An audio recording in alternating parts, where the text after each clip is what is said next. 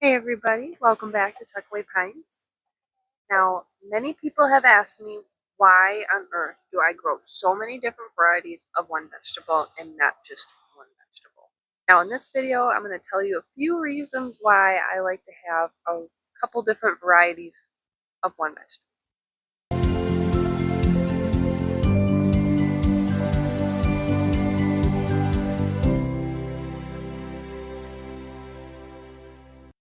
So one reason why I like to grow a couple different types of one vegetable is because of production rates.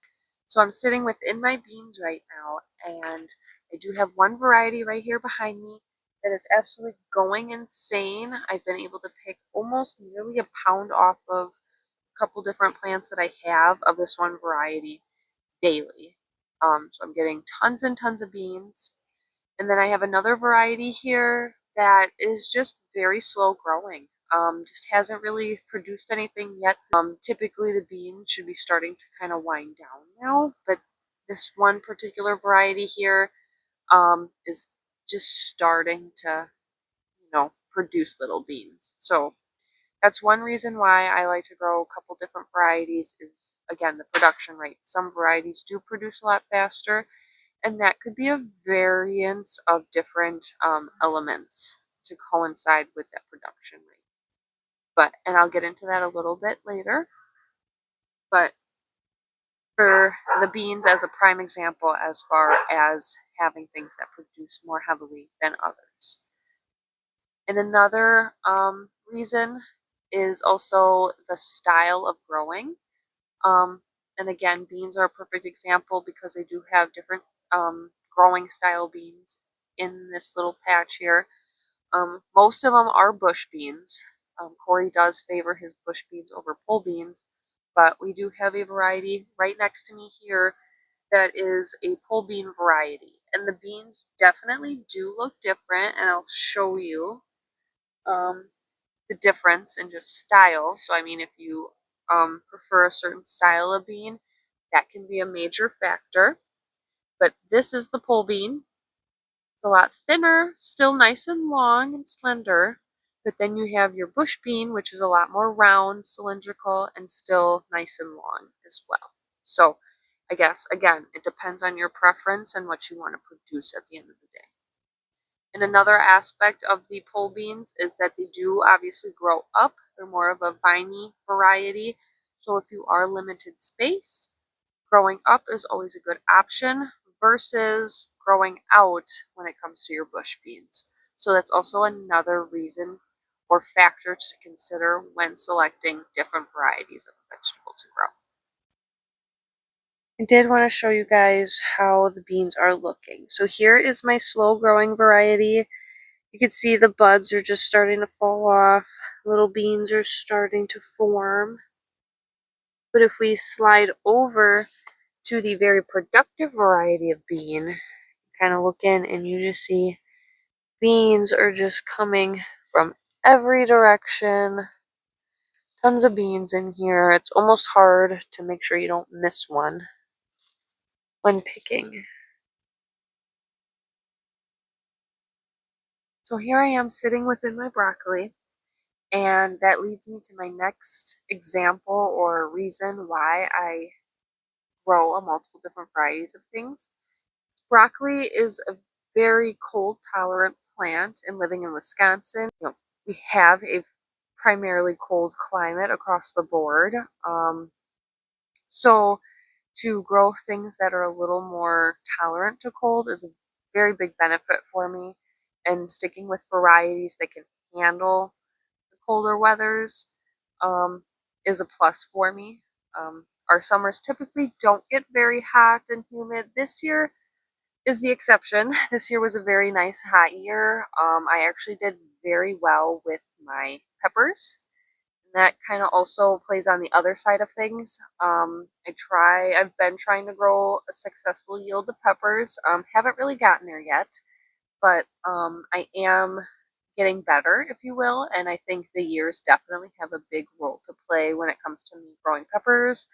Not only with what I'm doing, but peppers do love a very warm, humid, tropical-ish climate. So this year was definitely a really good year for us for the peppers. Definitely got a lot more than we do on an average. And the broccoli, on that hand, haven't been as productive as we had in the past few years. Things have been a lot more milder than this year, so we've definitely yielded a lot more. But I am thankful that none of my broccoli has bolted because of this heat. Once broccoli, being a more cold tolerant plant, gets to a certain heat mark, it'll start to shoot up flowers, and that crown that you would eat all splits off into little blossoms, and then it's not the best to eat after that. So again, your climate has a lot to do with how well certain varieties or certain plants in general do grow. So that should be a major factor when considering certain varieties to grow in your garden. Another example is I'm hoping to dive into growing some garlic this year. Very first time ever attempting garlic, but because being in northern Wisconsin, our climates are a lot colder, our winters are a little more harsh. A good variety of garlic is to go for a hardneck variety because they are a little more sturdy, hardy, and they can handle these colder climates. So I would obviously turn towards a hardneck variety over a softneck variety. So those are just little tidbits, little things that are important to know and consider when planning your garden for the next year. So I am sitting here within my peas and my tomatoes, but I do want to talk about my peas a little bit and explain another reason why I do like to grow different varieties of one thing, and that reason is types. Different varieties grow differently. They produce a different type of fruit or produce, even though they are under that same umbrella. So as far as my peas go, I do have 3 different types of peas growing. 2 of them are different varieties, but they grow very similar than the other variety. And I'll show you. The one variety is more of a flat pea. You can see very flat, thin, grows about 2 inches or so. Very delicious. You can eat it as is, pod and all. But then the other 2 varieties that I have growing here are more of like your traditional pea in a pod. Kind of tell it's a little thicker. You can see the 2 little peas in here, and this one specifically. They do grow a little bit bigger than this. But this one specifically has 2 peas in here, and with these, shell off and harvest the peas themselves. So little pop peas inside. So for this variety, you can eat this one whole. At least that's what we do. I'll saute them up really nice, put them in like a stir fry or something like that. Turns out really delicious. These you can use the same way if you so choose, but we on our homestead here like to grow them as individual peas themselves. We'll shell them out of the pod and then either freeze them or can them. So the growing style of the produce itself, not just the plant like I was talking before with the beans, but the produce itself can, be a factor in what you grow, why you grow it, and how you're going to use it. So, here I am sitting in front of my tomato forest, and another reason why I like to grow a couple different varieties, especially tomatoes here. I have probably maybe 6 or 7, 5, 6 or 7 different varieties of tomatoes here, hence the name the tomato forest. But no, the reason behind why I enjoy growing all these different types of varieties instead of just 1 or 2 even, is because we do so much with these tomatoes, or we hope to do so much with these tomatoes. It kind of ties in with what I was talking about with the peas and the cucumbers, but we make plenty of sauces. We try to make plenty of salsas, ketchups, barbecue sauces, anything like that. And different tomatoes, different varieties offer different traits or attributes to the fruit. So, for an example, if you prefer to make more salsas or pico de gallo or anything like that, you'd want a more meatier tomato, something less juicy. So like a nice large meaty tomato would be perfect for something like that. But if you prefer to make a lot of sauces or even your own tomato soup or things like that, you might want something that's a little more on the juicier side versus meatier side as far as tomatoes go. So like your Romas would be really good. I have a couple of Wisconsin 55s growing. Those can actually be used interchangeably. They do have a nice juicy ratio, but they also are pretty meaty as a tomato as well. So some varieties, depending on what your end goal is, works, can work for you. And don't get me started on all the different varieties of tomatoes. There are so many, it's insane. But and the tomatoes are they kind of fall under every topic that I've touched on as far as climate goes, um, as far as production rate goes, and even something I might not have touched on, which is taste and size. So tomatoes can vary in so many different sizes, like I was saying before with your large ones, and you can get your medium-ish size ones like your Romas and such.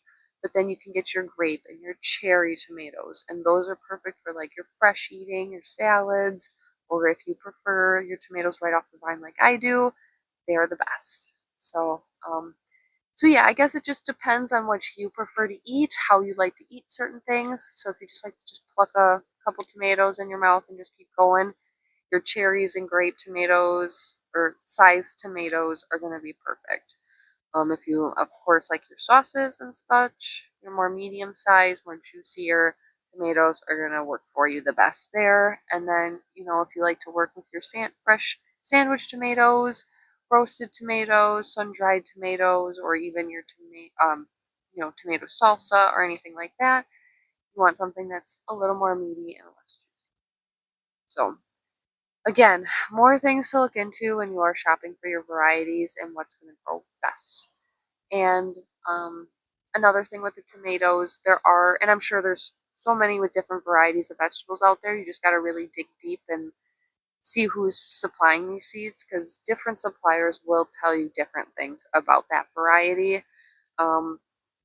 But I have a couple varieties in here that handle colder climates. I mentioned it before, I have a Wisconsin 55, hence the name. It can grow within our climate successfully and doesn't get frosted out instantaneously. It's got a little bit of a buffer to it, or it can handle a little bit more of a cold snap than the other varieties can. We do have a subarctic plenty variety. I've had great success in production rates with those. And the Sheboygan, hence the name again, can thrive wonderfully in our Wisconsin climate. So another thing that I'd like to mention before I end this video is something that a lot of people might not first consider or think about when they are shopping or thinking about the different varieties they want to grow or are able to grow, is pests and disease. Many plants, just like you and I, are susceptible to diseases and illnesses. So try and find plants that aren't, or varieties that aren't as susceptible to disease, and you might have a better chance. That also has to do with planting style and planting organization as well, and companion planting. But that we can talk about in a different video. But also pests. Pests are attracted to, obviously, certain pests are attracted to certain plants. And for example, our cabbage moth, they love to puncture all the leaves in our cabbages, and it is a pain in the butt. So one thing to do that I personally do to combat that, instead of using pesticides or herbicides or anything like that, I will do kind of like a chaos planting, where I'll have some cabbage here mixed in with some other items, and then I'll throw some cabbage over here mixed in with some other items. So not only does that kind of overlap with the companion planting aspect of things, but it also helps ensure me that if one patch is going to get, damaged or ruined, I hopefully have this other patch here as an insurance policy. So, that doesn't get touched, or at least have something to depend on when it does come time to harvesting. Those are my primary reasons that I love to grow so many different varieties of the same thing. And again, those reasons are production rate, climate, style of growing, and then style of fruit or style of production, and preservation needs.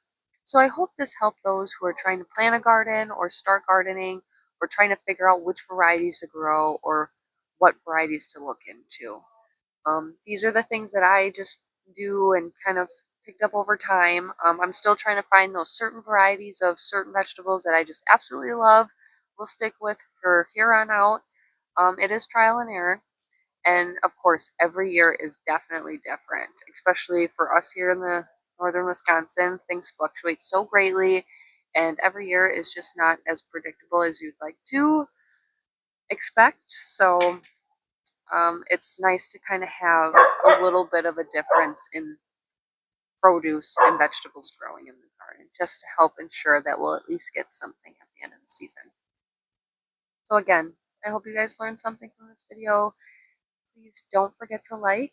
Definitely don't forget to leave any comments or questions if you have any below. And don't forget to hit that subscribe button so you don't miss out on any other fun homesteading videos we do here. Thanks again, you guys.